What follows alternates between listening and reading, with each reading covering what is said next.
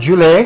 आज हम surface area और वॉल्यूम को क्या करेंगे, कंटिन्यू करेंगे, कंटिन्यू। ओके, अभी तक हमने फर्स्ट क्लास में हमने क्या पढ़ा, फॉर्मूलेस याद किया, सेकंड क्लास में भी फॉर्मूलेस याद किया। क्या है फॉर्मूलेस याद किया, सरफेस एरिया और वॉल्यूम का, ठीक है ना। डिफरेंट डिफरेंट 6 ज्योमेट्रिकल शेप्स का हमने सरफेस एरिया और वॉल्यूम याद किया, ठीक है ना, फर्स्ट सेकंड क्लास में। थर्ड क्लास में भी हमने थोड़ा सा बेसिक्स को छेड़ा है। फोर्थ क्लास में हमने एक्सरसाइज पे आके क्वेश्चंस करना शुरू किया है, ठीक है ना। आज हम कौन सा क्वेश्चन करेंगे, फिफ्थ क्वेश्चन। फिफ्थ कल हमने कर दिया था, ये आपको शायद समझ में आ गया होंगे, ठीक है ना। फिर उसके बाद क्वेश्चन नंबर 6। अब ध्यान से सुनिए, अब आराम से समझ जाओगे, ठीक है ना। एक मिनट, फर्स्ट क्वेश्चन क्या कह रहा है, 6 क्वेश्चन कह रहा है मेडिसिन कैप्सूल। किसके ऊपर, मेडिसिन कैप्सूल। कैप्सूल आपने दवाई देखा होगा, ऐसा करके सिलेंड्रिकल और दो साइड में हेमिस्फेरिकल शेप में कैप्सूल मिलते हैं, ठीक है ना। अगर मैं ये शेप की बात करूं, मेडिसिन कैप्सूल की शेप की बात करूं, तो इस तरह से होंगे, बीच में सिलेंडर और साइड में दो हेमिस्फीयर, ठीक है ना, साइड में दो हेमिस्फीयर ऐसा करके, ठीक है ना। अब ये हेमिस्फीयर है, ये है क्या, ये है सिलेंडर और ये क्या है, हेमिस्फीयर। हम कौन सा एक्सरसाइज कर रहे हैं, 13.1। 13.1 कौन सा है, किस पे बेस्ड है, surface area of combination of solids. Surface area निकालना है, ठीक है ना। अब इसका सरफेस एरिया क्या होगा, आप खुद बताइए, 2πr square, 2πrh, 2πr square, ठीक है ना। तो ये सरफेस एरिया हमें फॉर्मूला इक्वेशन बनाना है, ठीक है ना। अब आगे बढ़ते हैं हम क्वेश्चन की ओर, ठीक है ना। A medicine capsule is in the shape of a cylinder with two hemispheres stuck to each of its ends. इसके सिलेंडर के दोनों साइड में कौन बैठा हुआ है, हेमिस्फीयर चिपकाया हुआ है, ठीक है ना। उसके बाद the length of the entire capsule is 14 millimetre. तो इस कैप्सूल का लेंथ कितना है, यहां से यहां पर मैंने बनाया हुआ है एक बीच में सिलेंडर और साइड में दो हेमिस्फीयर। तो इसका पूरा लेंथ कितना है, 14 मिलीमीटर। कितना है, 14 मिलीमीटर, ठीक है ना। उसके बाद diameter of the capsule is 5 metre, 5 millimetre. इस कैप्सूल का डायमीटर कितना है, 5 मिलीमीटर। डायमीटर किसके पास है, सिलेंडर के पास भी डायमीटर है, हेमिस्फीयर के पास भी डायमीटर है, क्योंकि डायमीटर का हाफ क्या होता है, रेडियस। डायमीटर यहां से यहां तक का लेंथ को हम डायमीटर कहते हैं, आधा को क्या कहेंगे, सेंटर से इस साइड आधा को रेडियस क्या कहेंगे, रेडियस, ठीक है ना। तो इसका एक कैप्सूल का डायमीटर कितना है, 5 मिलीमीटर। तो रेडियस कितना होंगे, 5 का आधा। कितना होंगे, 5 का आधा। तो मैंने यहां क्या कर दिया, 5 डिवाइडेड बाय 2 लिख दिया। 5 को 2 से डिवाइड कर दो, 5 का आधा, ठीक है ना। इस साइड पे वही कर दिया, ठीक है ना। फिर इसके बाद फाइंड इट सरफेस एरिया। हमें क्या निकालना है, इसका सरफेस एरिया। हमें सरफेस एरिया, हमें क्या निकालना है, सरफेस एरिया ऑफ किसका, कैप्सूल का। किसका, CAPSULE, कैप्सूल। कैप्सूल क्या होता है, एक मेडिसिन होता है, ओके। अब इसका सरफेस एरिया क्या होंगे, इज इक्वल टू क्या होंगे, curve surface area of hemisphere, H square मतलब हेमिस्फीयर, प्लस क्या होंगे, curve surface area of cylinder plus curved surface area of what, another hemisphere, okay. बहुत सिंपल है, ओके। अब ये हमारा क्या बन गया, ये हमारा बन गया क्या, रिलेशन, इक्वेशन जैसा बन गया, ठीक है ना। अब इसको हम चेंज कर सकते हैं, ठीक है ना। Curve surface area of hemisphere क्या होते हैं, हेमिस्फीयर का कर्व सरफेस एरिया क्या होते हैं, स्फीयर का आधा, स्फीयर का सरफेस एरिया का आधा, 4πr स्क्वायर का आधा क्या हो जाएंगे, 2πr स्क्वायर। सिलेंडर का कर्व सरफेस एरिया क्या होता है, सिलेंडर का कर्व सरफेस एरिया कैसा पोर्शन है, एक रेक्टेंगुलर पोर्शन है, एक रेक्टेंगुलर। यही था उसका सरकमफ्रेंस, जब वो गोल बन जाता तो सिलेंडर का सरकमफ्रेंस बन जाता है। तो ये कितना होता है, 2πrh, और ये क्या हो जाएंगे, सिलेंडर का हाइट हो जाएंगे, ये क्या हो जाएंगे, हाइट। तो एक रेक्टेंगल बन गया। रेक्टेंगल का एरिया का फॉर्मूला क्या होता है, लेंथ इंटू ब्रेथ। ये लेंथ इंटू ब्रेथ, तो क्या होता है, length into breadth, 2πr into 2 pi r क्या हो जाएंगे, इसका सर्कल का, सिलेंडर का ऊपर का जो सर्कल पोर्शन है उसका सरकमफ्रेंस हो जाएंगे। तो कितना है 2 पाई आर, और उसका ब्रेथ क्या हो जाएंगे, हाइट ही उसका ब्रेथ हो जाएंगे।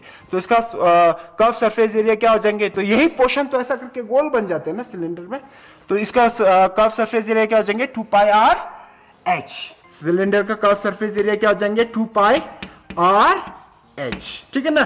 फिर हेमिस्फीयर का कर्व सरफेस एरिया क्या हो जाएंगे, स्फीयर का आधा। ओके, अब इक्वल टू सरफेस एरिया।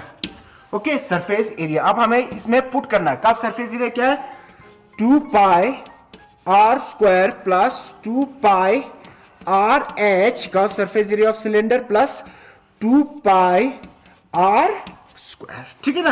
अब इसमें नेक्स्ट स्टेप मैंने आपको क्या कहा है, कॉमन लेना है। क्या लेना है, कॉमन। अब ये आर जो है, हमें क्या क्या गिवन है वो सब साइड में लिखते जाना है, ठीक है ना। हमें क्या क्या गिवन है वो सब साइड में लिखते जाना है, ठीक है ना। तो मैं यहां लिख देता हूं, इस पोर्शन में लिख देता हूं, इधर कि इधर लिख देता हूं, राइट। ओके, तो मैं यहां पर लिख देता हूं हेमिस्फीयर, एच एस मतलब हेमिस्फीयर, सी मतलब सिलेंडर। हेमिस्फीयर का क्या है, रेडियस कितना है 5/2 mm मतलब मिलीमीटर, ठीक है ना। उस सिलेंडर का रेडियस कितना है, सेम है 5/2 mm, और इसका हाइट कितना है। अब 1 मिनट बताइए आप मेरे को, इसका हाइट कितना होंगे, यहां से यहां कितना होगा, यहां से यहां इसका रेडियस 5/2 है, यहां से यहां 5/2 है, टोटल 14 है। 5 और 5 का आधा, 5 आधा और 5 का आधा दोनों को जोड़ देंगे तो क्या बन जाएंगे, 5 बन जाएंगे। ओके, तो मैंने क्या कहा था आपको, जब भी आप फ्रैक्शन को ऐड करोगे, what, whenever you add a fraction you have to take an LCM. ये एक बच्चे का क्लास, छोटे क्लास में बताते हैं, ठीक है ना, आपको नहीं पता होंगे तो इसलिए आपको बता रहे हैं। एलसीएम क्या हो जाएंगे 2 1 जा तो 5 1 जा 5, 2 1 जा 5 1 जा 5, 5 plus 5 is 10 divided by 2 is 5। Okay, 5 और आधा को जमा करूंगा तो 5 बन जाएंगे।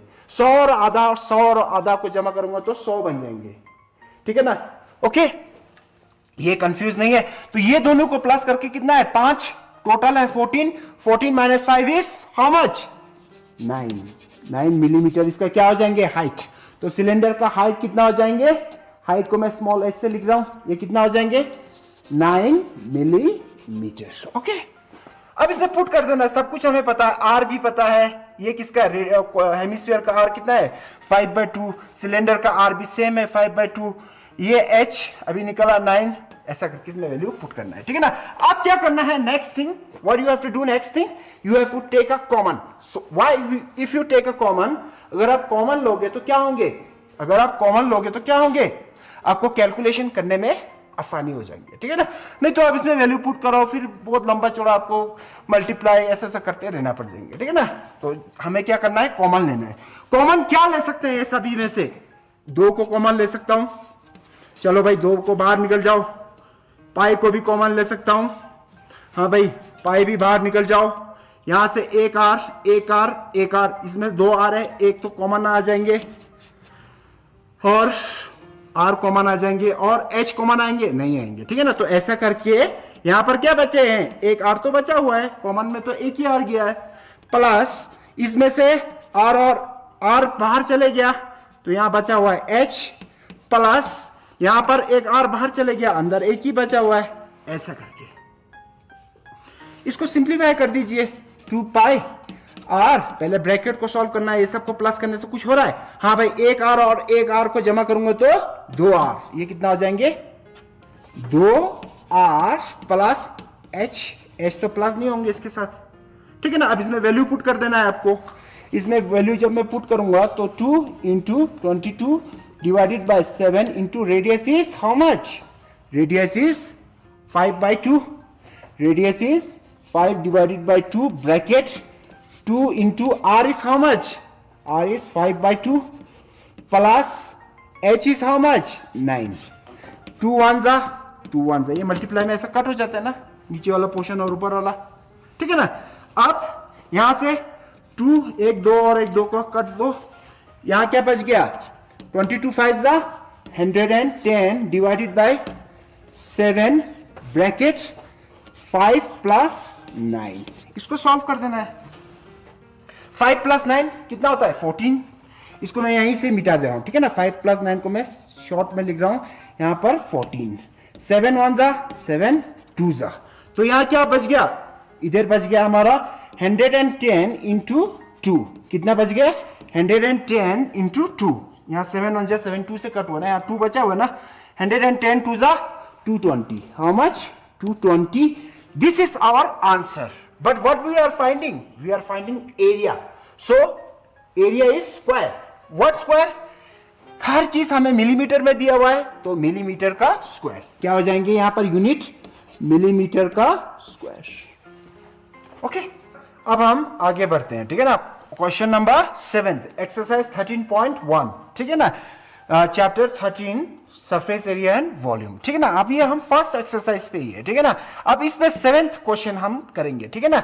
ये क्वेश्चन क्या कहते हैं, ये क्वेश्चन कहता है a tent is in the shape of cylinder. Tent कैसा है, सिलेंडर के शेप जैसा है, सिलेंडर के शेप जैसा है। कौन, टेंट। सरमाउंटेड, सरमाउंटेड मींस उसके ऊपर, सिलेंडर के ऊपर सरमाउंटेड। ओके, सरमाउंटेड मींस उसके ऊपर क्या है, एक कॉनिकल टॉप है। इस तरह से सिलेंडर और कोन, इस तरह से ये क्या बन गया आपका, एक टेंट जैसा बन गया ना।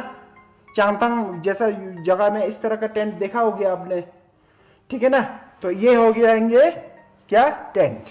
ओके, अब ये टेंट कैसे बना है, कोन और सिलेंडर से बना है। Okay, if the height and the diameter of the cylinder parts are this and this respectively, height and diameter. What, height, first height then diameter. Height क्या है, ये, डायमीटर ये, रिस्पेक्टिवली मतलब जो पहले है उसका वाला है, उसके जो बाद में है उसका दूसरा वाला वैल्यू है, ठीक है ना। तो हाइट कितना है हमें, हमारा 2.1। तो ये सिलेंडर नीचे पोर्शन है, इसका हाइट कितना है, ये है 2.1 मीटर, ठीक है ना। और इसका डायमीटर कितना है, सिलेंडर का पार्ट का डायमीटर, डायमीटर मींस यहां से यहां तक, ये कितना है 4 मीटर। तो रेडियस कितना हो जाएंगे 2 मीटर, रेडियस कितना हो जाएंगे 2 मीटर। तो इस सिलेंड्रिकल पार्ट का रेडियस हो जाएंगे 2 मीटर और डायमीटर और हाइट हो जाएंगे कितना 2.1 मीटर, ठीक है ना। ये दिया हुआ है, ठीक है ना। मतलब डायमीटर 4 मीटर का है, तो रेडियस कितना हो जाएंगे 4 का आधा 2 मीटर, ठीक है ना। फिर उसके बाद कॉनिकल टॉप का हमें क्या दिया हुआ है, स्लांट हाइट दिया हुआ है। क्या दिया हुआ है, स्लांट हाइट। स्लांट हाइट हम किसको कहते हैं, ये वाला पोर्शन को, टेढ़ा वाला हाइट को, ठीक है ना। स्लांट मींस टेढ़ा को कहते हैं, ठीक है ना, टेढ़ा वाला हाइट। ये कि इसको हम किससे लिखते हैं, एल। एल बराबर कितना है, एल बराबर 2.8। एल बराबर कितना है 2.8 मीटर, ठीक है ना। तो यहां पर कोन में हम रेडियस कितना ले सकते हैं, रेडियस तो सेम ही है सिलेंडर और इसका 2 मीटर, और एल कितना है 2.8 मीटर। ओके, अब ये चीज हमें गिवन, पहले हमें फिगर बनाना है, फिर ये जो गिवन है वो चीज लिखना है, फिर हमें क्या बनाना है, इक्वेशन जैसा बनाना है, ठीक है ना। फिर पूछा find the area of the canvas. Canvas means किसको कहते हैं, कपड़े या टेंट जैसा को हम क्या कहते हैं, canvas, use for making the tent. तो जो कपड़ा टेंट को बनाने में यूज हुआ है वो, उसका हमें क्या निकालना है, एरिया निकालना है। कौन सा एरिया निकालेंगे, सरफेस एरिया ही होंगे। ये जो येलो पोर्शन है ये सब क्या है, कनवास से बना है, जैसा मान लीजिए आप, ठीक है ना, कपड़े से बना है। तो इसका हमें कितना कपड़ा किया है वो चीज हमें फाइंड करना है। Okay, and also find the cost of canvas. पहले यहां तक करते हैं हम, ये यहां तक, इसका एरिया कितना कपड़ा किया है वो चीज निकालेंगे, ठीक है ना। Area of canvas was is equal to what, बताइए। Curved surface area of cone is equal to curved surface area of cone plus what, curved surface area of cylinder plus curved surface area of cylinder, ठीक है ना। तो यही चीज तो आप खुद ब खुद, इसमें कुछ याद करने का नहीं है। इसका कर्व सरफेस एरिया, इसका कर्व वाला पोर्शन ही एरिया है ना। तो कौन का कर्व सरफेस एरिया, इसका भी कर्व सरफेस एरिया। आप, मैंने आपको फर्स्ट 3 क्लास में ये फॉर्मूले से याद करने के लिए कहा, आपको याद होंगे। जिसने नहीं देखा वो दोबारा से देख के इसको याद कीजिए, ठीक है ना, very important, formula is very important. Formula आपने सही लिखा तो मार्क्स मिल जाएंगे, 1-2 मार्क्स मिल जाएंगे, 5 नंबर का क्वेश्चन होंगे तो, ठीक है ना। स्टेप बाय स्टेप मार्क्स मिलता है, इसके 1 मार्क्स मिल जाएंगे। फिर इसके बाद next, area of canvas is equal to क्या आया, एरिया ऑफ कैनवास, ठीक है ना। एरिया ऑफ कैनवास बराबर क्या है, कर्व सरफेस एरिया ऑफ कौन क्या है, पाई आर एल। ये याद करने के लिए कहा था। Curve surface area of cylinder अभी पहला वाला क्वेश्चन में ही किया था, 2 पाई आर इंटू एच, ठीक है ना। अब इसमें से कॉमन लीजिए, इसमें से कॉमन क्या आ जाएंगे बताइए, पाई कॉमन आ जाएंगे, आर भी कॉमन आएंगे, पाई और आर कॉमन आ जाएंगे, यहां क्या बच जाएंगे एल, और यहां क्या बच जाएंगे 2 बचा हुआ है और एच बचा हुआ है 2h। इसमें वैल्यू पुट करिए, हमें एल भी पता है, एच भी पता है, आर भी पता है, पुट करिए वैल्यू। पाई कितना होता है 22 डिवाइडेड बाय 7 इंटू, ये दोनों के बीच में क्या है मल्टीप्लाई, कुछ नहीं लिखा तो मल्टीप्लाई है, ठीक है ना। यहां पर भी मल्टीप्लाई है, ठीक है ना। तो ये हो जाएंगे, आर कितना है हमारा रेडियस, रेडियस ऑफ कोन और सिलेंडर का दोनों का रेडियस सेम है, तभी हमने आर को कॉमन ले लिया। अगर दोनों का रेडियस अलग होता तब कॉमन नहीं ले सकते, ठीक है ना। तो रेडियस सेम है दोनों का, कोन का भी 2 मीटर है, इंटू एल कितना है, हमें स्लांट हाइट दिया हुआ 2.8 प्लस 2 इंटू एच कितना है सिलेंडर का हाइट 2.1। तो ये सॉल्व करना है हमें, कैसे करेंगे, पहले ब्रैकेट वाला पार्ट को कर देंगे, इसमें पहला मल्टीप्लाई पहले वाला मल्टीप्लाई को पहले कर देंगे। तो ये आ जाएंगे कितना 22 डिवाइडेड बाय 7 इंटू 2 इंटू ये आ जाएंगे हमारा 2.8 प्लस इसका 2 जा 4.2, फिर ये दोनों को प्लस करेंगे तो कितना आ जाएंगे 4.2 पे 8 जमा करो तो 5 पे 2 जमा करो तो 7, ये कितना हो जाएंगे 7, ये कितना हो जाएंगे 7, okay. 7 into 2 into 22 divided by 7, ये वापिस ये लिख दिया, ये बन गया 7 7 कट, 22 2 जा हाउ मच 44 क्या एरिया है, तो किसमें है सब मीटर में है, तो एरिया बोले तो मीटर स्क्वायर। तो ये हो जाएंगे यहां इसका आंसर, ठीक है ना। Find the area of canvas use for making the tent and also find the cost of canvas. अब कपड़े तो फ्री में तो मिलते नहीं है, कपड़े को भी खरीदना पड़ेगा। जिसने टेंट बनाया पहले वो कपड़ा खरीदेगा, फिर वो ऐसा करके ये टेंट बनाएगा, ठीक है ना। अब कपड़े खरीदते वक्त उसको कितना पैसा देना पड़ेगा, ये टेंट बनाने में, जो ये वाला टेंट बनाने में कितना पैसा देना पड़ेंगे, ठीक है ना। तो ये चीज हमने पार्ट 3 में किया था, 3rd क्लास में हमने किया था कन्वर्जन। तो वो मैंने क्यों किया, आपको आप सोच रहे होंगे वो क्यों किया, वो इसलिए किया। अब ये स्टेप आपको समझ में आए तभी आपके लिए वो पार्ट बढ़ाया मैंने टाइम लेके, ठीक है ना। टाइम नहीं था तभी भी मैं टाइम आपके लिए उसमें से बचाया। आपका काम क्या है, उस बातें को, उस फॉर्मूला को जो मैंने कहा है उसको सही से क्या करना है, आपको समझना है और मेरे साथ चलना है, ठीक है ना। फिर आपको पूरा आ जाएंगे। और ये चीज 10th अकेले नहीं है। आप ये मत सोचना कि मैं 10th में इसको छोड़ दूंगा। जब भी आप कोई जॉब के लिए अप्लाई करते हो तो उसमें इस तरह का क्वेश्चंस आते हैं, ठीक है ना। तो आपको समझना बहुत जरूरी है, ठीक है ना। चलिए अब आगे बढ़ते हैं। हमें क्या पूछा, find the cost of canvas of the tent at the rate of 1 metre square per metre square, मतलब 1 मीटर स्क्वायर का कितना है 500। 1 मीटर स्क्वायर मतलब क्या है 1 metre length 1 metre breadth. Solution के साथ रिएक्ट करने पर कैसे बिहेव करते हैं, देखिए यहां पे more reactive metal displace less reactive metal from salt solution. यानी कि अगर कोई मेटल मोर रिएक्टिव होगा, यानी कि जैसे सोडियम पोटेशियम वगैरह था वो मोर रिएक्टिव था, और जो लेस रिएक्टिव होते